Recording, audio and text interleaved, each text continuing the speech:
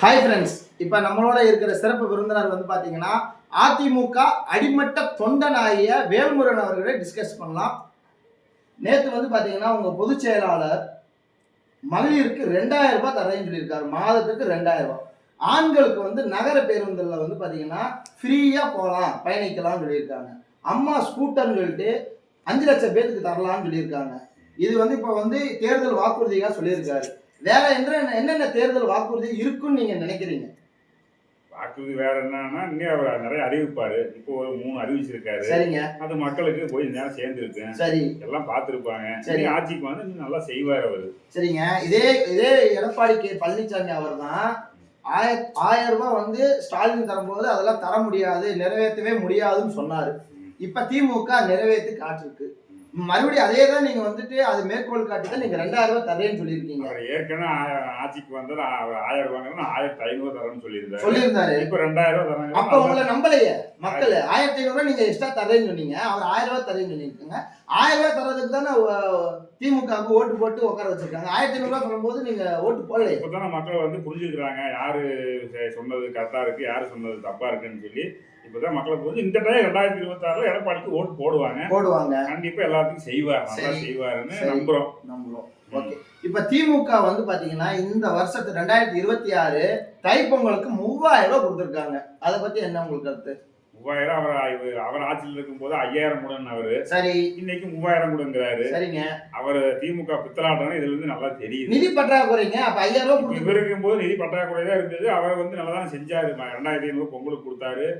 Corona டயத்துல பணம் 1000 கொடுத்தாரு. சரிங்க. எல்லாம் இவர் நல்லா தான் செஞ்சாரு. இப்ப திமுக ஆட்சி வந்து மறுபடியும் மலரும் சொல்லி சொல்றாங்க பொதுமக்கள். உங்களோட கருத்து என்ன? மக்கள் சொல்லிட்டு தான் இருப்பாங்க. மக்கள் எல்லாம் இப்ப தெளிவா தான் இருக்கிறாங்க. சரிங்க. யாருக்கு ஓட்டு போடணும், யாருக்கு போடக்கூடாதுன்னு மக்கள் தெளிவா தான் இருக்காங்க. 2026 எடப்பாடி கண்டிப்பா ஆட்சிக்கு வருவாரு. ஓகேங்க.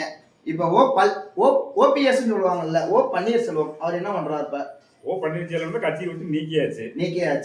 இதுக்கு ஓபிஎஸ்க்கு எடப்பாடிக்கு ஏடிஎம்கேவுக்கு சம்பந்தம் இல்லை. ஓகே.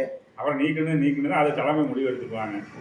சேர்க்கறத அவரோட இல்ல. இப்ப ஓபிஎஸும் டிடிவி தினகரனும் என்டிஏல ஜாயின் பண்ணுவாங்களா பண்ண மாட்டாங்களா? கூட்டணியில ஜாயின் இவரு ஏடிஎம்கே இடம் இல்லைன்ட்டாரு.